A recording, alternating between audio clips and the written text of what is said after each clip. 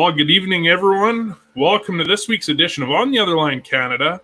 It is sweltering hot, and I will not complain about the heat because I have plenty of other things to complain about, and no one's here to listen to them. If you're here checking into the show, why don't you say hello in the chat? We are watching the chats, listening. If anyone has questions during the show for our special guest, Brad Fenson, or the one, the only proverbial third wheel, Mitchell Lilly. For anyone that didn't notice, Mitch, I know you're watching in the background, and you probably didn't notice. I gave you more than one picture on the intro video. So if that's not a promotion, my friend, I don't know what is. That was good enough for double thumbs up. Well, I hope everyone's having a great week. And one thing I do want to start off by saying is for any of you that are fishing, keep in mind with this heat, it's about the release, not about the photo. I saw a couple of people with catches on social media this week. And just keep in mind, we're doing everything we can. If you're sending that fish back, make sure you're giving it the opportunity to survive. And a few of them that I saw, I would have to speculate they're probably not going to have that chance. So always remember, be safe with your catches and your releases. Zach, welcome to the show. Happy to see you checking in, my friend. I know for a fact you are one guy that is doing all about the quick release on anything you're not keeping, so keep up that good work. Without any further delay, we're going to bring in our special guest, Brad. Brad, give me a thumbs up if you're good to go. There's a thumbs up. Corbin, welcome to the show. Brad, welcome to the show. Hi, how are you? Well, I'm sweating. How are you? Actually, I'm doing real well. I have air conditioning. I'm jealous. Send me the pin, and I will head over to your place right after the show. You know, we get to use it about 6 or 7 days a year, so it's one of those days you sort of have to revel in it. This is very true. Tell me, are you the person that brags about having air conditioning, or do you just see everyone else sweating and you're thankful, you're going home to air conditioning? You know, I don't really think about it. I was stuck at my desk working all day. I thought it was just normal for like everyone else until I stepped outside for a couple of minutes to go chase the girls around. But it is sweltering hot outside. It is. And I mean, I guess it's one of those things where I don't know if you hear this a lot, but I tend to find a lot of people either complain about the cold or the heat. And the people that love ice fishing are complaining about it not being ice fishing season, and the opposite with the people that love open water. If you were a fan of either or, what would you pick, ice fishing or open water? That's a really tough question. I probably fish them equally, and I get enjoyment from them in different ways. But boy, that's a real tough question. I don't know if I could pick one. That's actually not a bad answer, to tell you the truth. I mean, I am a fan of both. I do find come February, I'm over it.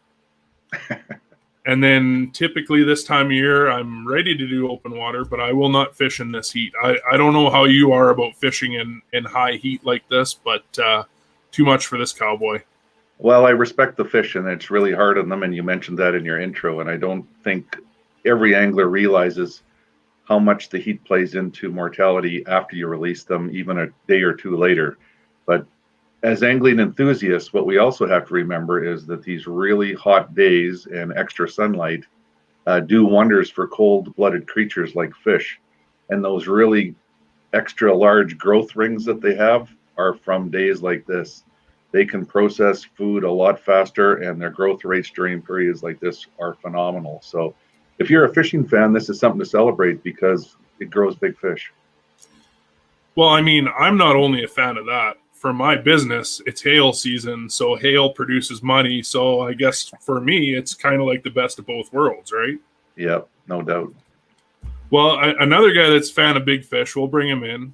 I didn't even make you do the thumbs up because you're just already good to go. Mitch, how do you enjoy having more than one photo on the intro video every week now? Well, I'm pretty excited, it was a big dream of mine, and everything's just kind of lining up now, It's all working out, right? Yeah. Well, we're talking about the high temperatures, and of course, Mitch, I've seen you've been fishing out a lot this week. What's it been like for you? I see a lot more just get it back in the water than showing off the picture. Yeah, I finally had a day off. Me and a buddy headed out Sunday, some mountain streams. Lots of them are blown out. Lots of them are high. But the hatch was crazy. Like, there was bugs coming off, big mayflies, big stoneflies, and the big fish were feeding. either on the dropper or coming up for that stimulator pattern. And you catch them, get them in as quick as you can, keep them in the water, just unhook them in the water, then just come up, put them back in the water and let them go. Yeah. Well, Brad, you mentioned about the whole feeding aspect and growth as far as what this temperature will bring, and I've never thought about that. I mean, it's probably something out of the realm of what I would normally think about in the heat because, again, I'm just focusing on sweating. Right. Yeah, we often forget that a fish in the wintertime, eats a big meal and takes most of the week to digest it. And in weather like this, man, they can pack it away. It's these really hot days when you can often catch a big pike or a lake trout that has the tail of a whitefish hanging out of its mouth and it's eating something else that size again. So they're dissolving or digesting machines right now. And that's when they really pack on the weight and the calories, and the fall spawners build those extra reserves. And the fish that spawned in the spring obviously are replenishing a lot of the reserves they used up. Yep. And when you think about it, I mean, even though the season seems young to many of us, it is basically July now. So a lot of them are going to start getting into that mode of stocking up for fall as well. Absolutely. And, water magnifies light and warms things up. And we just passed the longest day of the year. And it was interesting up north, the solstice comes and we had about 2.5 hours of dusk, but no darkness. So it's a big growing season. Like, it's a lot different than winter, but man, there's a lot of growing season in the summer. Yeah. How do you even adjust to only 2.5 hours of dusk? Are you in just fishing mode for 22 hours a day? I certainly used to be like that. I got a friend in the Yukon that he said I was always thrilled to see you come, but I was happier to see you go because I would just wear them right out. Yeah. Yeah, I think I would see too many shiny things. I would just have to be out in the boat constantly. That I could see that wearing on a person quite a bit. Yeah, I remember fishing the Tachincini River, and we caught a 54-pound spring, and I was taking pictures of them, and it was like daylight, and I looked at my watch. It was 10 after 1 in the morning. Yeah. Wow. So it's pretty fantastic to live in the north and take advantage of that, and the solstice is a special time. And we often forget what it means for our fish and wildlife and our habitat. It's our growing season that places in South North America take 6 months to grow. We do in 3. Yep. Yeah. Wow, that's crazy. Even from our cabin up on Marsh Lake, we shoot up the river, up the Yukon River, into some back bays, and it could be 12 at night and you're tossing top water and it's just like you can barely see much, but you're getting those fish. Yeah, it's just like you said, that dusk, that's all you get, kind of. It's interesting you talk about that because it reminds me of fishing for lake trout up there. And the one thing that I recall is if you did get up in those dusky hours, the fish took advantage of it. It wasn't much of low light condition, but there was no overhead light. But it seemed to be when the fish would move into the shallows or be really aggressive and active, like you said, on the top. But staying up late or getting up early, whatever it was hard to tell. It was definitely worth it. Just blend together. It's funny with that whole timing because I've realized quickly it used to be, and Mitch knows this, we used to get up at like 4 or 5 in the morning, race to the lake to get a morning fish in. And I'm going to be honest with you, I don't think I've ever done that very well morning fishing. So I think I'd lean a little bit more towards the afternoon or evenings. Yeah, evening bite's always good. Sometimes you can catch that afternoon bite, especially for walleye. One of my favorite things is that not even a midday bite, like it starts around 11 to 1. You get into some flats right on a weed edge, that can just be on fire some days. Yeah, there's that cold-blooded creature again, right? Soaking up the sun and just taking advantage of it. Yeah, Brad, before the show we were talking about this, and what's funny about, every different person we talk to every week, you had a stat about the comparison of walleye lakes in Saskatchewan compared to Alberta. And not saying I know everything, but that was something I didn't know. What was that stat again? Well, in Alberta, we have approximately 880 lakes or water bodies that have walleye. And in Saskatchewan, they have close to 10,000. So it's it's an unfair comparison because there's more Canadian Shield there. They have more lakes. You go to Ontario, they have 100,000 lakes. So our fisheries do have a lot of pressure. Who doesn't like eating walleye? And we just don't have a lot of water to support them. But on the other hand, Mitchell, you can talk to this firsthand. What about those streams and the fishing that we have coming off the mountains and foothills? I mean, Saskatchewan doesn't have any of that. Right. And I mean, that's one thing I know even a lot of the people I've spoke to from different regions, I look at Edmonton, for example, it's always the usual northern and southern Alberta battle is that, well, you have this and we don't have that. And I mean, I don't really know how to take it. Mitch, you're lucky being in central Alberta. You kind of get the best of both worlds. I like to pick on you for that. I know for us in southern Alberta, I mean, really to get decent fishing, depending on what you're looking for, it's a minimum 2-hour haul. Central Alberta is the same way, though.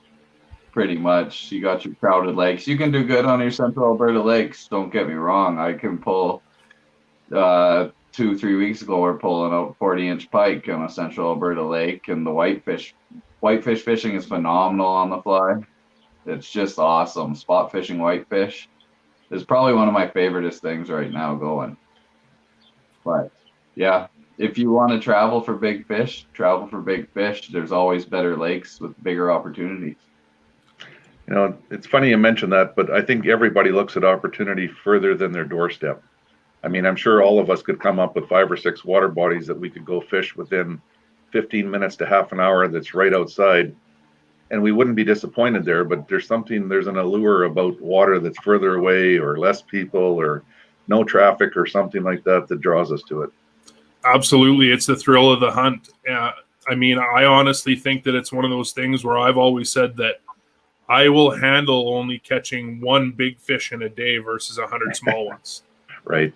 So I would agree. I'm always on the lookout for somewhere out here or out there, but not really here. Again, we're kind of fortunate in Calgary with having the Bow River, right? So if we're focusing on trout, the Bow River is the place to go. Yeah, it's a world-class stream. There's people travel from all over the world to come fish the Bow. It's, I travel extensively, and I hear lots of people ask about it. Do you fish the Bow? Do you have time to get down there? And, if you live in Alberta and you haven't fished the Bow and you call yourself an angler, it's about time you got out and discovered it because it's a gem. So do you fish the Bow, Brad? I do. I fish the Bow in the winter, and I floated it. I'm not the best fly fisherman. At least that's what I tell people, but I always tend to catch fish, so that's all that matters. Yeah, I'm of the frame of mind that I say I'm in fishing, so I just own fly rods for fun. I mean, that's just really all they're for. I'm not that great at it either. I mean, I've seen Mitch. Mitch is a little bit more talented, not as talented as I am with the spin cast, but I guess you can get a little bit of credit on this one, Mitch. Yeah, no, you can just say what you want. It's okay. I'm not going to bring you down at all. Okay, well, you're a real gentleman and a scholar. Brad, you mentioned winter fishing in the Bow, and I've asked people this before, and I'd be interested in your input on it. Because we are seeing all that pressure that we seem to talk about every week, and people getting out and experiencing fishing, do you think that a water body like the Bow River would do better if we turned it into a seasonal fishery? I don't think so. I think you can educate trout pretty quickly. And I think the old adage that 10% of the fishermen catch 90% of the fish is probably pretty true from what I see when I sit back and watch people. So there's a lot of line hitting the water, but not a lot of line fighting fish all the time. Yeah. And the Bow can be a very tough stretch of water to fish. Yeah. And, we often think of trout as delicate creatures that sip small bugs off the surface of the water. But the Bow River is a good example of where bug eaters turn bad, so to speak. Actually, that's a great way to put it. I never thought about that. Yeah. What are you experiencing, Mitch, with some of the streams you're fishing right now as far as stress level on them and stuff, water levels? I know we talked a couple weeks ago about thinking about, maybe closures could be impending, especially in the south. Yeah, we'll just have to see how runoff goes pretty much, and if we get rain, like right now, everything west of me, a lot of the Clearwater's mud, the Ram's mud. There's some spring-fed creeks that are low, and then some just average creeks that are pretty much average, but you just kind of got picked through. It just kind of depends what mountain range they're coming off right now, it seems like. And Right. yeah, like even the river I fished this weekend, it was high, but after this week, it'll probably be down. It'll drop pretty significantly, I think. It was a late spring. I think the runoff normally occurs in June, and we're going to see it stretch into July. And it's funny because I was just up north fishing the lake trout, and the ice went off the lake a day and a half before we flew in. So we didn't know we were going to be able to get in. And Thoreau Lake Lodge, where I was, June 10th is when it finally went out. So pretty interesting. The same at Ena Lake where I was. They kept waiting. They had a crew of people to go in. They canceled. They got the next crew. They had to cancel, and just waited for the right conditions for that ice to finally disappear. How does that work when they're doing cancellations like that? Are they pushing everyone back, Brad? Do you know, or? And sometimes it all depends on the lodge and how booked they are. They just accommodate people wherever, and most of the time they book you at the very front of the year and tell you right up front if there's no access to the lake and we're icebound, we can put you back here a couple weeks, or we can move you to a fall fish, or whatever you want to do. Yeah, that's amazing. Now, I did actually creep some of your photos. I know that sounds bad on Facebook and also Instagram, and I did look up Ena Lake Lodge, and we were talking about this before the show. It looks just like an absolutely amazing experience up there, and what a great program they're running as well. Yeah, it's very unique, and it's a great fishery. They have, I believe it's 7 outpost lakes. So they have rights to some lakes that are in the Northwest Territories, but there was at least 5 of them right off Ena itself that were under a 12-minute walk, where you could go in and fly fish for big pike or catch lake trout, fish walleye, different things. So a unique adventure that you can really style to your own liking. Go fishing at a walk-in lake one morning, go through the rapids and fish some flowing water in the afternoon, fish deep in the afternoon the next day for big lakers. There just isn't enough time to fit it all in. How long of a walk are we talking? Because, again, we talked before the show about how much I'm not a fan. Is it a far walk? Most of the lakes were under 12 minutes. So you park the boat, and it's up and over a ridge. And when you fly into northern Saskatchewan, it's exactly what you see.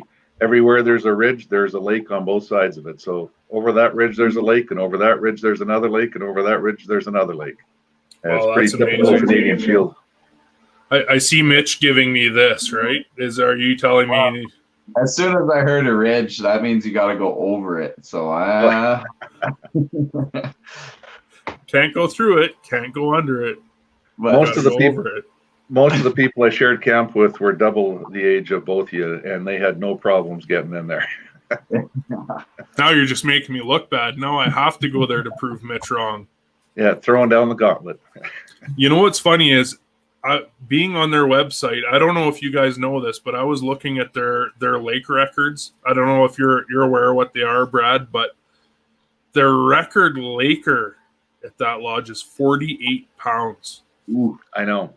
Their record pike, I think it's larger than Mitch's personal best, 52 inches. Way bigger. Yeah. Just a little bit bigger.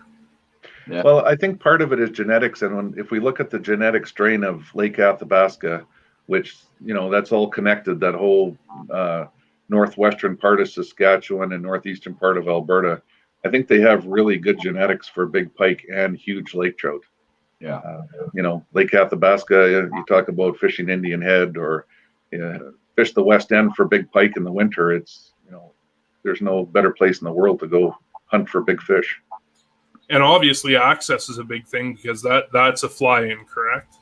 Yeah, like good luck getting there in the summer. If the bugs didn't eat you, you'd probably run out of food, or flying in is the best way to get there. Even in the winter, it's pretty tough.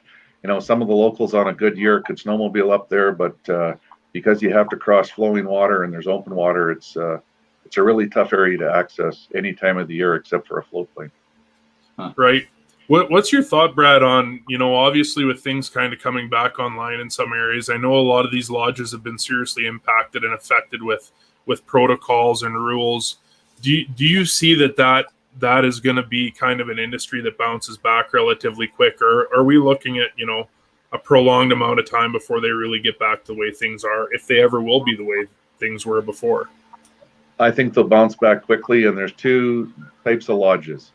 There's ones that have adapted really well in terms of finding Canadian clients to fill the spots and making Canadian anglers' dreams come true, because let's face it, we probably enjoy fishing just as much, if not more, than anyone south of the Canadian border.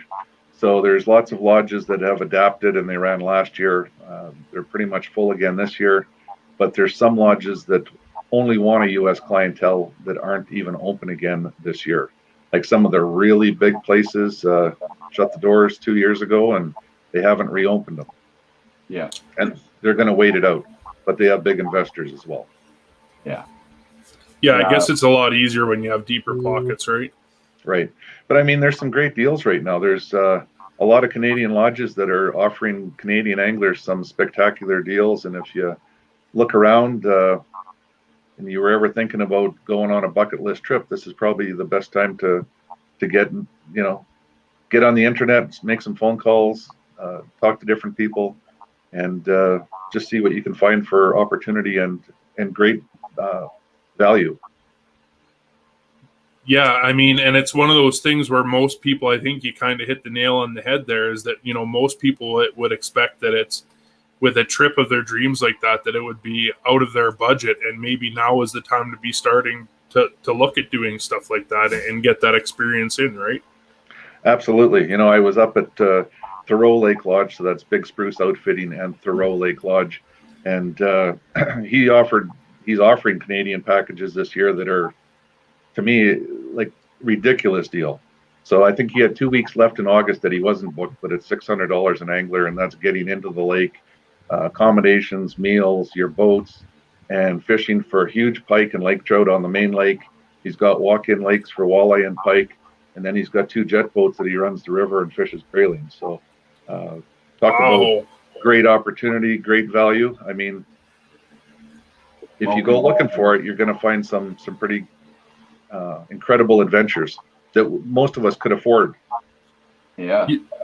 I mean, that's very economical. I might even have to look into that. Mitch, thanks for the gift. Thanks for the birthday gift, bud. I might have to get off my phone right now and just book my trip. Just log right out of the show. And I mean, I think, that's probably about 2.5 sheets of plywood and a 2x4. You probably got that in your backyard somewhere. I must have that, right? I mean, I know I've got some beams somewhere in the garage. So, I don't know. Maybe we can, maybe they're booked up now, but that might be something worth looking into. I mean, most people probably don't even think to spend their money on a fly-in lodge if they do think it's way out of their price range. Well, we could certainly look at it. Maybe we should put our own crew together and fill it up real quick. I think that would be a blast. I've done one fly-in before, and it was QCL. And for anyone that hasn't experienced something like that, you have to experience it. And by the sounds of it, probably now is the time to be able to do that. It's interesting. It's in the middle of nowhere. It's sort of between Wollaston Lake and Black Lake. The fishing's tremendous, but they put in a cell phone booster. And at the lodge, if you go to the one end of the lodge, you can actually get cell coverage. So if we played our cards right, we could probably even do a show from there. Oh, that would be super cool. I have a suspicion I would have a hard time pulling that off without taking Marcy with me, which is kind of a double-edged sword because she also outfishes me. So I guess I'll have to think about that. Yeah, it might be a little pouty sometimes. But I know what'll happen. Marcy will go and I'll have to stay home. Yeah, first world problems. Isn't that the truth? How big was your fish at Ena? Because that laker looked pretty big. It was 35 and a half. We always did a quick measurement and put them right back. But I was pretty impressed with, I'm sure if both of you have caught big lake trout before, just how solid they are. I mean, the fish had big shoulders, and their heads were proportionately small compared to their body, which is probably a good thing for genetics and their potential. No, I did catch one fish on the first day that was close to the same size, but had a much bigger head. So, yeah, they're like people; they grow at different rates, and you can see it if you look for the details in the fish. But most of them were extremely powerful, well-muscled fish. Then, when they decided to take a bait, they took it with authority. Yeah. Right. What is management like up there as far as catch and release? Is that something that's followed a little bit more strictly, even though they are sort of off the grid, or Yeah, what is the guideline? absolutely. They run the entire operation as catch and release, and they have a slot limit on their trout that they have for shore lunch. So every day, they might harvest 2 or 3, maybe 4 fish at the absolute most, and that's what you have for shore lunch. And you have a combination of lake trout and pike, and it's you can't beat fresh fish out of cold water, so it's a treat. But that's where they stay. You don't take them home. You take your pictures and your memories home, and get home and get on a jogging plan or something to burn off all the meals that you had up there. Yeah, I know. I saw some of the pictures of the way you were eating and stuff up there, and I don't think they let people starve by the looks of things whatsoever, do they? No, they had a professionally trained French chef in camp, and we had everything from steak tartare to rack of lamb, and it was very spectacular food, well plated, well presented, very good flavors. It was a real treat. The magic of it is you pay for a place to go fishing, and you get a 5-star meal every night that would cost you $150 in downtown Calgary. Yeah. And not be that good. Right. Yeah, it was ridiculous seeing those pictures. Some of those meals is just like tried to just grab them through the camera. The chef did a great job, and they've got really good hospitality staff there as well. So you really get pampered. You feel like you're pampered by the time you leave. Yeah. Is that a relatively large lodge, Brad? Do you have any idea roughly how many people could be in there at any given time? Or I think they can accommodate up to 10 or 12. There was supposed to be 9 people in our group. One of the fellas couldn't make it at the last minute, but I know they had a group booked with 10 coming in. So we all had cabins with our own private rooms with running water, hot showers. It's pretty nice. And then the main lodge is quite a big structure. It's fairly new, open concept with a fireplace in the middle and a big bar at one end and a hot tub out on the deck past that. So, you go work your arms all day, reeling in big fish, and come back, sit in the hot tub and have a 5 of Diamonds Pilsner and go from there. Yeah. I already like the sounds of that. Something else you brought up earlier, and it's funny how this works. So when we're talking things like lake trout, is you had mentioned about how everyone's approach seems to be a little bit different, and especially around tackle. Now, you had mentioned some lures and some items that, I've fished for lake trout and I've never even heard of before. What's your experience been with stuff like that? It's interesting when you look just across Canada and don't go any further abroad. Tackle in each province changes drastically. So Alberta and Saskatchewan, I think the Len Thompson lures are a standard because Len Thompson was from Aberdeen, Saskatchewan.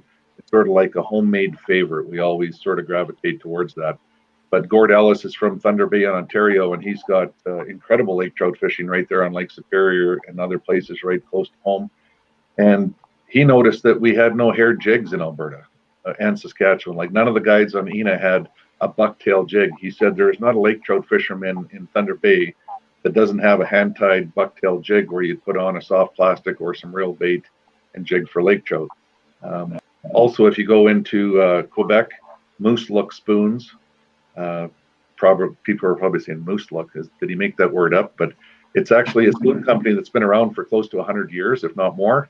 And they're a very thin, lightweight spoon that you can fish extremely fast. So if you've ever gone to the coast and gone Chinook fishing where you're trolling at like 4 miles an hour and you got those light flutter spoons that have super fast action, that's what the moose look can do. It's going to work whether you're fishing it slow or whether you're fishing it fast. And I don't know about you guys, but whenever I catch a fish and have it for shore lunch, I always have to investigate what they're eating. And the smaller trout that we were catching last week were definitely feeding on smaller bait fish. They had the primary food they had were dragonfly nymphs. They were gorged with them. But if there was any bait fish in, they were probably 4 to 5 inches long. So those smaller moose hook spoons work really well. I know you guys think the same way I do, though. I'm a big fish hunter, and the big T60s and the half waves and the Len Thompsons, and think big, catch big is sort of your philosophy a lot of times. And of course, I'm sure you guys use these before, the big bondies for jigging. I have 5 or 6 of those in the garage. Developed in Wisconsin for fishing muskie, and never thought of as a lake trout lure, but they definitely catch big fish. You can wear your arm out jigging them, especially the big 7-8 ounce ones. But I caught probably 3 or 4 really good fish this week, and 2 of them were trolling T60s, and 2 of them were jigging a big old bondi. So, wow. Are you the kind of person that will fish with the same lure, or are you constantly changing it up? It's funny you asked that, because we asked lots of questions. There was it was like a think tank and fish camp. It's like, fishing's tough the one day. What's going on? We know we had a low pressure system, but if you looked at the moon phase, it was really poor fishing days, and we're dealing with the solstice. There was sort of like things were stacked up against us. So I actually fished an entire day with the smaller bondi, and I caught about 4 fish for everyone else's one that was fishing a really big lure.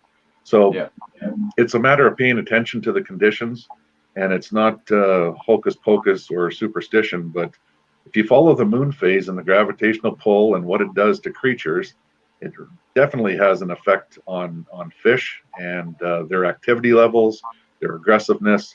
And it's a good tip. If you're spending money to go on a fly-in trip, check the calendar and make sure you've got really good fishing days and not poor ones, because it does make a difference in terms of the amount of fish you catch and the chance of catching that really good fish of a lifetime. Yeah, absolutely. Now, you mentioned fishing calendar. Do you use an app, or are you old school almanac type, or how do you like to follow a lot of the charts and the stars? I use both. In recent years, I started using apps. Before that, I definitely purchased a fishing calendar that had information on it. So, old school anglers still like to have a paper magazine in their hand when they read about things. And your anglers probably look most of those things up on the internet. But both of them have a place. One of them you got at a glance. The other one you have wherever you go. So, yeah. Mitch, you may have to touch your screen for a second there. You went a little bit cloudy on us. It's like you're underwater all of a sudden. I don't think I did anything. Maybe got too sweaty. Yeah, that could be. Maybe your phone is sweating. Probably.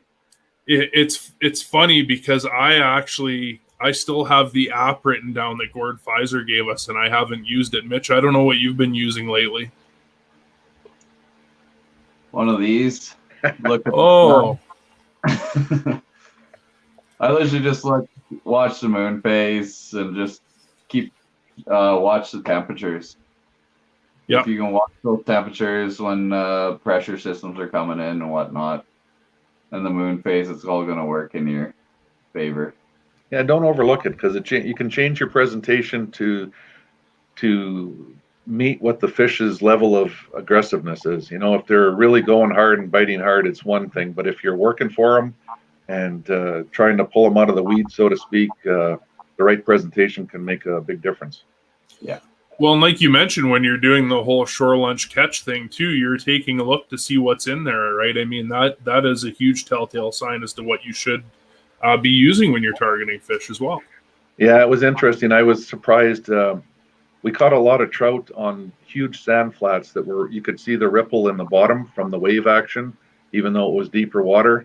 And those trout were basically digging in the sand and digging out dragonfly nymphs. Like, they were literally packed with them. They had been eating hundreds and hundreds of them. Wow. Yeah, it's right now with the mayflies and the walleye too. They'll just stock up on them. Yeah. There's just an abundance of them, so they're going to get on that food source. Right. And one of you asked me before we started about do they call them yellow fins or red fins, the smaller trout that come in the shallows? Well, the same thing at both lodges, they call them red fins. And the general theory, because it's a theory, is that no trout 3 to 8 pounds. You might catch one a little bit bigger, 10 or 12. Disperse in the spring and go into the shallows to feed. They take advantage of that insect larvae and things, but the big trout, the big ones that we're often hunting, never really leave the deep pools. And at Thoreau Lake Lodge, we were there literally fishing 2.5 days after the ice was out, and we were catching beautiful red fins in 2 feet of water. But when we went out and jigged in 70 and 80 feet of water, we were still pulling the bigger fish off the bottom. It's not even like they were suspended. They were on the bottom. Wow. So, there's a couple thoughts about spring fishing. A lot of people think it's the best time to hit lake trout because you can catch them in the shallows. My best days fishing lake trout are late summer, late July through August. I mean, if there's a deep water pool in a lake, every lake trout in there is forced to get into that deep water zone in that one area of the lake, and they're very concentrated.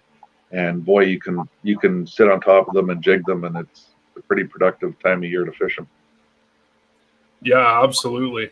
There's something about that deep water aspect fishing for Lakers that is just beyond fun for me. I don't know what it is. Yeah, and you're a tube jig type of guy.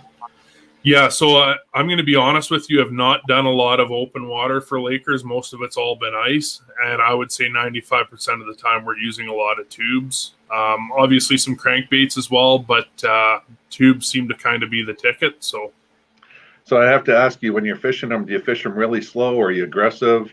Do you change depths? What do you do? It actually depends on my anger level. I find that beginning fishing for them, I have a lot more patience, and then I've been known to just get really, really aggressive with my jigging techniques from time to time. Mitch has seen it. There's something to be said about ice fishing for Lakers where in my mind, I always find that being aggressive has been better and working that water column every 10 to 15 feet. The other problem I have is usually I will find that if I'm really aggressive in one part of the water column and I come up, I find that they will come in way down below or way up above. I'm usually not right in the zone of where they're coming in. So there's kind of two schools of thoughts that I've seen over the years. I've ice fished in the Yukon on Kathleen Lake, and because it's in a national park, you're not allowed to use bait, but the locals have figured out that by definition, and they checked with the wardens, by definition in law, they could use chicken skin because it doesn't fall under the bait guidelines, but it makes fantastic lake trout bait. It stays on the hook. It's very durable. You don't have to replace it. It flutters in the water real nice. It has some scent, and using it on a circle hook would produce lots of fish.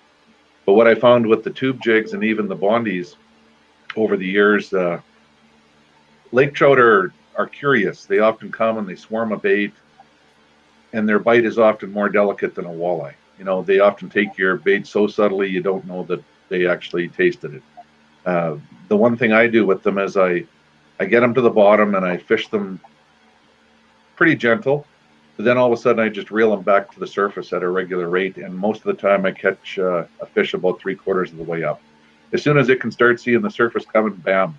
So last year we were at Black Lake fishing, and we found a pool where we were marking lots of fish, and that's exactly what we did. We dropped the jig to the bottom, jig, and then you start reeling. And it seemed like the faster you reeled, the quicker the bite would come. But we were hitting trout after trout after trout.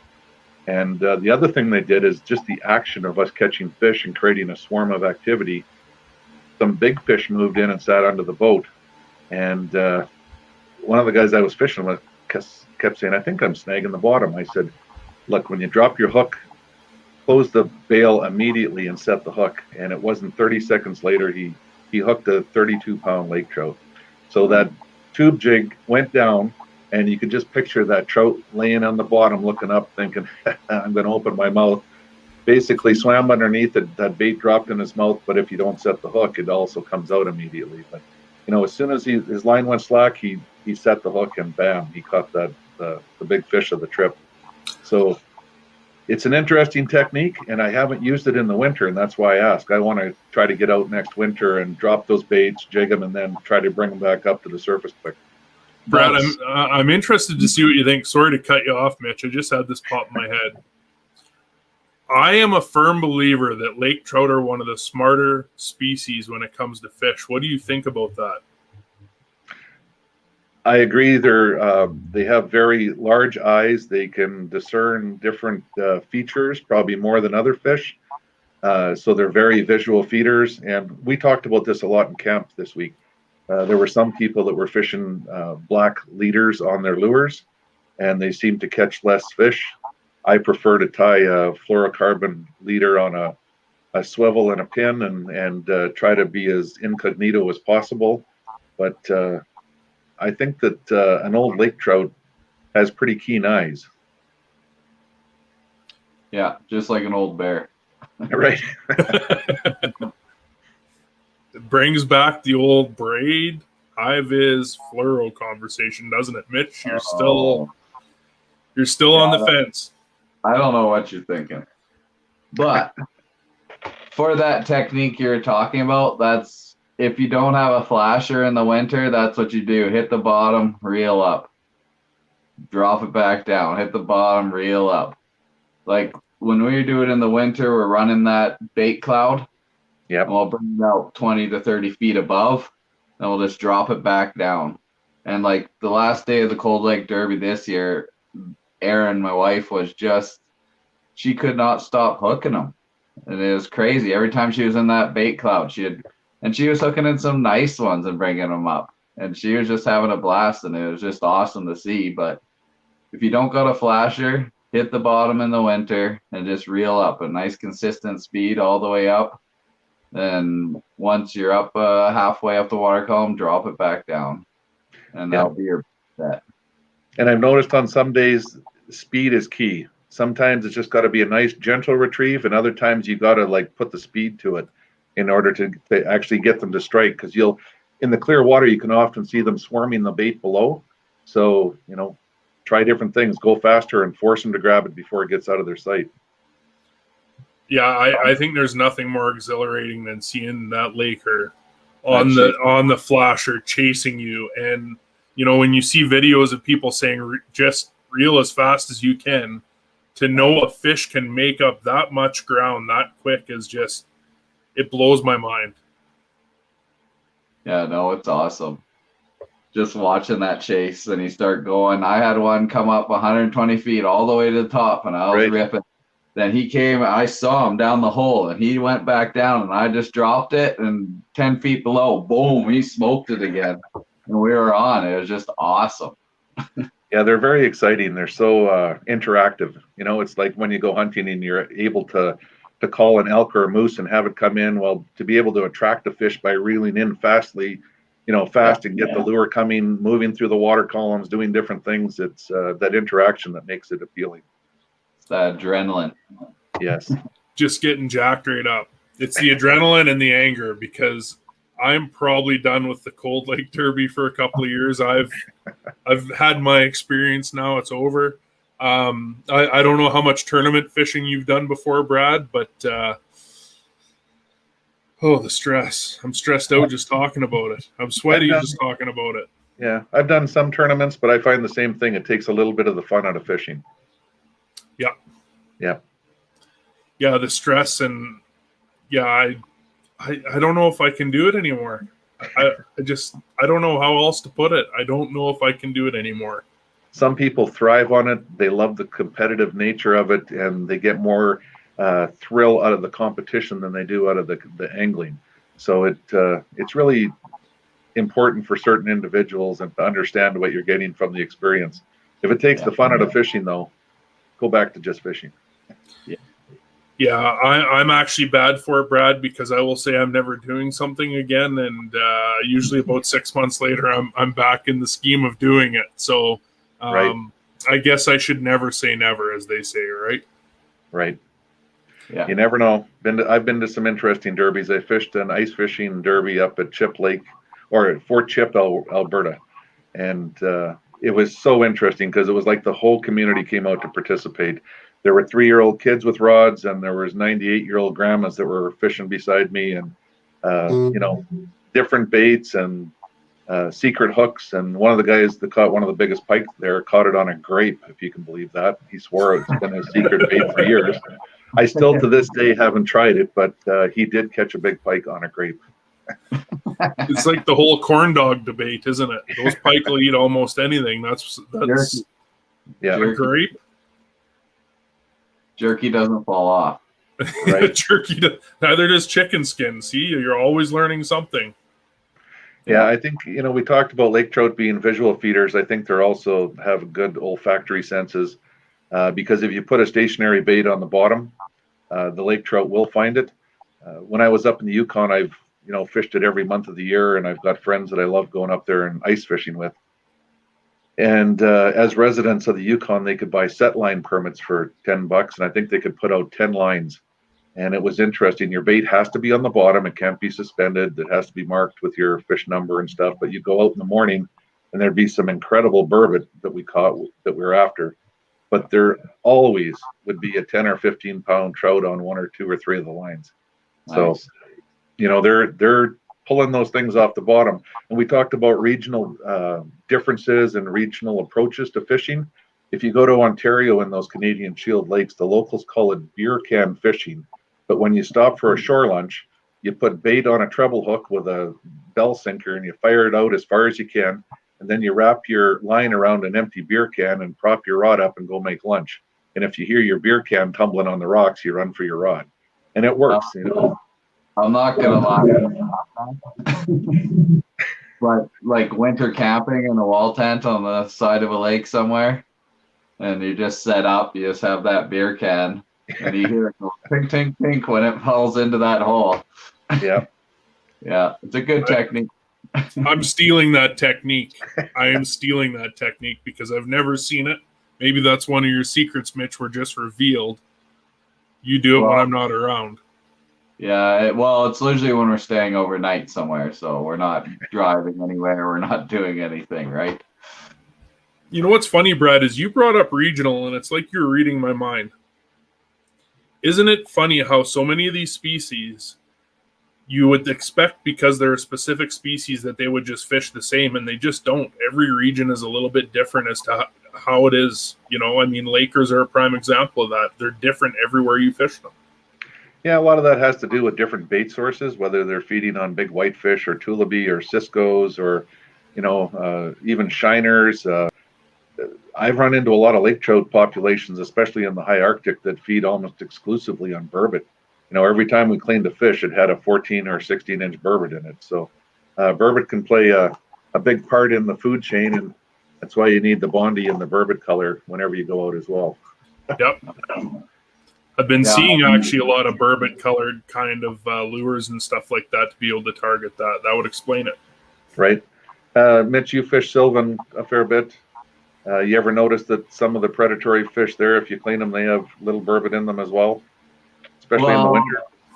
Not anymore, because you can't keep pike or anything, but yeah. Perhaps earlier, I did hear from a friend on a lake in northern Alberta that they were pulling up big lakers, like tanks, and they must have been on the nursery of burbots because they were coming up and just puking them out. And they were right on the nursery, because every time they'd bring up like real good lakers, they were just puking out lakers or those burbot. Yeah, I've run into that in the Yukon as well, where the lake trout would come up, and as they burped, coming up from the depths that you're pulling them up, they'd be full of burbot and small salmon, depending on the lake we were fishing. Yeah. Wow. I love that burp. Yeah, so it's there's different patterns like that if you pay attention, where the burbot live, or you got to find the burbot nursery. It can be the key to catching those big fish. Definitely. Yeah. Yeah, I know. I've actually quizzed multiple people and watched multiple videos of people that fish lake trout in different regions. And I don't know if you guys do this, but you're like, oh, I don't have that. I need to go buy that. And there's not many things that you see other people fish with where it actually works in your region. I just find it really puzzling. Yeah. Yeah, that's interesting. You ever use spinner baits for lake trout, like the bass rigs? No. I've been to 2 different places where they take the biggest ones they have, put big blades on it. Very effective for lake trout, yet I would have never thought of running one. Lots of flash vibration and lots of skirt to grab as well. So yeah. You use what, Mitch? We definitely use them for pike a lot. Like throwing them into the reeds in the spring there. We've caught a lot of big pike on the old willow blades, black spinner baits, like classics. Yeah. Don't be afraid to put a 8-ounce weight in front of one and drop it to the depths and see what happens. I bet you that flash and just that movement with double tail would just kill them. Well, now I have to go to the Cold Lake tournament again this year. I'm probably preaching to the converted, but the vibration those big willow leaf blades put off. I mean, a lake trout, even in that deep water, is going to feel that vibration from a long ways off. It's definitely a trigger for them. Yeah. And I think it's probably why a lot of cranks are so popular. Again, I've used cranks before, I mean, in an ice fishing application for Lakers, and I just have not had a great experience using them. So, well, you'll have to try a rattle trap and fish it up and down, like reel it up real quick, get lots of commotion going on, and then drop it back down, and you get it moving vertically, and they can be magic. Just rip it. Yeah. Rip it. Same for walleye, pike. They love that. Sit on that edge of that drop off, hit the bottom, boom, boom. Just get a nice tip rod and just rip it. Yep. Yeah, now I'm going to have to go to Cold Lake again this winter, I guess. I don't know. Marcy, I know you're not watching. I'm sorry. I promised you I wouldn't go, but I also said I traded in for Manitoba, and I have not gone to Manitoba yet this year. So maybe we have to go back to renegotiation and see what happens. Like Winnipeg. Yeah. Brad, do you have any more big trips upcoming or anything planned? Anything you're planning to target? Yeah, I have 2 trips out to the coast, so I'll be fishing on Vancouver Island, Port Hardy with Serengeti. I've been out with them probably 5 or 6 times. Caught some of my biggest Chinooks on the west coast with them, some over 50 pounds. And their ling fishing and halibut fishing is unreal as well. So looking forward to getting out there and just seeing a different part of the world. Hopefully the weather's good. Might be going back up to Thurio Lake in August. There's those openings they have. It's pretty hard to turn stuff like that down. It is, absolutely. I would agree. I mean, you should be all over that. Yeah. Yeah, let me know. Let me know if it's on a Tuesday. I'll be there. I'm not sure, Brad, is there much going on for what they're doing as far as policing what you can catch for ling and stuff like that in BC right now? I haven't been following it much at all. It really depends what region you're in. Prince Rupert right now is shut down for Chinooks until the 15th of July. There's a really poor return on the big fish run. So they're, being conservative and giving them a bit of time. But those closures don't extend down the coast where we're heading off Vancouver Island. They're still allowed 2 Chinook a day, 4 in possession. So it really depends where you're at. Okay. Yeah, I mean, I would love to go there and get a freezer full of ling again. That's probably one of my favorite fish to eat other than burbot. Well, it's funny you say that because people ask me what's your favorite fish, and I think the Pacific lingcod is probably the most versatile fish to cook. You can do it so many different ways. Has a little bit of oil in it, so it cooks up nice. It stays flaky yet firm, and you can bake it, poach it, steam it, barbecue it, deep fry it, do whatever you want, and it's going to make a good meal. Yeah. Burbot's my favorite. Mitch, what is your favorite? I don't know if I've ever asked you, have I? I like my burburitos always. Brook trout. A nice cold water brook trout is delicious always. Northern pike, a big pike from up north grew up on it, spending my time up in the Yukon the summers and stuff with my grandparents and stuff. So that was always a favorite too. Pike are wonderful. They're underrated, and it's a shame because it wasn't too many years ago the limits were 10, 20 in possession, and you saw people do funny things. They would throw them back, hit them with paddles, no respect for the fish whatsoever. And now we've got to the point where it's hard to keep one in most places. So yeah, it's funny how the pendulum swings. The burbot, when I first started fishing in Alberta, were caught commercially, and there were piles of them on different lakes. They left them there. They weren't even listed as a sport fish or a game fish. There was no limit. They didn't qualify. They weren't classified. So Nowadays, we have closures on lakes during the spawning period and small catch limits and all the rest of it. So, Isn't we it grow as, crazy how that shifts? isn't it? We grow as anglers, and uh, the message there is respect all fish. Like they all have a place, they all have purpose, and they all fit into the food chain somewhere, whether it's yours or something else. Yeah, and I still think burbot is the most underrated. I mean, I have a lot of friends and a lot of people I talk to where they wouldn't even know where to start with burbot. And it's funny you talk about regional differences. We call them burbot. Some people call them ling. If you go to Manitoba, they call them mariah. If you go to Minnesota, they call them lawyer fish or eel pout.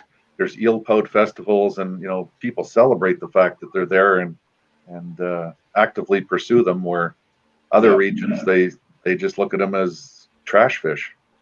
What's your favorite way to cook them, Brad? Ooh, that's hard to say. I like some of the bigger fish. Take that fillet of meat off the back. And I'll cut them an inch thick, and I'll make poor man scallops. Ooh. So I'll marinate them or put some seasoning on them, wrap them in bacon, grill them, maybe just a slight touch of my favorite barbecue sauce on top, and look out. I'm trying that next time because I've always been the beer batter and fry 'em guy. Well, that's good too, especially right out on the ice because it's quick and easy. But if you get a bigger burb and you can make some scallops out of it, try that and let me know what you think. I will definitely be trying that. Mitch, I've had your cooking. It's not that great, but how would you cook burbot if you could? We like doing burb burritos, make a burrito out of them, fish tacos. But yeah, like Brad said, those scallops are delicious. Cut them into a medallion, just like a deer backstrap, pretty much. And Exactly. Yep. tasty. Do you guys eat the belly meat? I definitely have on some of them. It depends on the fish, how much fat content there is, and of course, anyone that's ever worked in a meat department or a fish stand, if you do the light test on them, you'll know how clean they are. Yeah. Yeah, I'm not a belly meat guy. I know where you're supposed to use everything you can, but I've not had great experiences with the whole belly meat aspect. So Right. I'm out. Most of the time, just the fillets, then I'll take the cheeks if I can. Right. Yeah. Now, in pike, you mentioned pike in cold water. You're right. Pike are definitely underrated when it comes to eating. I have not had great experiences eating pike, and I think it's probably because of that cold water aspect. I know my buddy Darren makes fish cakes out of them. His fish cakes are amazing. But yeah, I don't know what it is about pike. Just seems to have, I don't think, a meal for some reason. That's a shame. You're missing out. Yeah. Wouldn't be the first time. It's funny all jokes aside, if we could actually put the Therio Lake trip together, you'll be eating pike most days at lunchtime on the shore. And even though they also promote catch and release, you'll probably be asking politely, you mind if I take a pike or two home? Yeah. Yeah, pike's phenomenal. You get it from the right body of water. It's just delicious. Like that cold water. Yeah, they're actually, most of the lodges that I've been to in the north, people serve pike over walleye. They're easier to cook because they have a little bit more structure in the flesh. They don't fall apart quite as easily. They're firm. It's easy to fillet them boneless. If you're going to eat them and you cut the gills and bleed them and all, the fillets are really pristine, clean, white. Pretty good stuff. Oh, well, I guess I need to get back on the pike train, so to speak. Well, Brad, thanks for joining the show this week. This has just been awesome. If anyone wants to check you out or follow more of a lot of the stuff you're doing fishing-wise or outdoor-wise, I know you mentioned sheep season's coming. Where can they get a hold of you at or follow you at? Facebook and Instagram, I just go under the handle Brad Fenson because it's easy for people to look up and find. And I've been writing for about 35 years. So if you Google my name, there's a couple thousand hits that'll come up, and you can search it for sheep hunting or different fish or whitetails or bow hunting, crossbows, rifles, whatever you want. You'll find some information somewhere. I've actually read quite a few of your articles, Brad, and I wonder, do you ever have times where you're just like, I don't know how to write this? Do you ever struggle with that writer's block? Used to years ago, but not anymore. It's funny. It's like anything. When you learned how to fish originally, you probably struggled knowing what to put on, where to fish, where to throw your hook. But if you're going to be a writer, you got to learn how to write. And when you sit down, you better take advantage of the time. So sometimes I start writing a story, and that ends up being my final paragraph or the middle of the story. But you can build around it. And the main thing is just focus on the task and write when you have time. That's amazing. Well, you keep that up because your articles are amazing. Anyone that hasn't read a Brad Fenson article, check them out. Google makes it easy. And in this heat, we know everyone's got time. Mitch, we know you're new to social media. So is it sorted out? No. Just find me at Mitch Lilly. I'll probably have to delete some of my other accounts because who knows? Instagram Northwest Mitch. The Persian prince still haunts you. Is that what you're telling me? Yeah, he got me bad. He got you bad. All right. Thanks, guys, for joining the show. Brad, it's been awesome having you on the show. Mitch, awesome as always. I think it's time for us to all head over to Brad's house, get in the air conditioning, and enjoy the rest of the evening. We'll see you all next week. Next week's guest, Chelsea Hudkins. If you haven't seen our July lineup, head on over to YouTube. And what's even funny is I noticed we have a warning that Facebook isn't working right now. So anyone that can't watch us right now on Facebook, head to YouTube. Guys, have a great week. Brad, it's been a pleasure. Take care. Thank you.